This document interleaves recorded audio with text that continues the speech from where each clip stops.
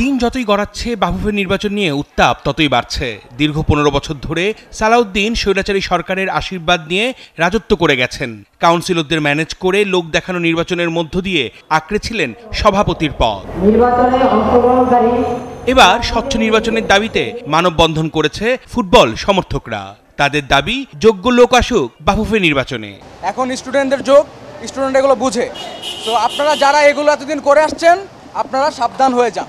যেই প্রার্থী জয়ী হোক তার মধ্যে একটি স্বচ্ছতা, ট্রান্সপারেন্সি এবং তার জবাবদিহিতার একটা ব্যবস্থা থাকতে হবে। পরীক্ষিত ক্রীড়া সংগঠক তরফদার রুহুল আমিনকে সমর্থন দিয়েছে বিএনপির ক্রীড়া বিষয়ক সম্পাদক আমিনুল হক। এদিকে গুঞ্জন রয়েছে বাফুফের সাবেক সহসভাপতি ও বিএনপি নেতা তাবিদ আওয়াল এবার নির্বাচনে লড়বেন সভাপতি পদে। দলের হাইকমান্ড এই বিষয়ে কি কোনো নির্দেশনা দিয়েছেন? আমি টোটালি তাবিদ আওয়ালের বিষয়টা আমার কাছে আমি ওয়াকিবহাল না, কারণ এই বাংলাদেশ ফুটবল ফেডারেশনের যে বিষয়টি নিয়ে বা তিনি যে নির্বাচন করতে চান সেটি নিয়ে আমার সাথে কোনো কথা হয়নি। আমি এই বিষয়ে টোটালি কিছুই জানি না এটার সম্পর্কে।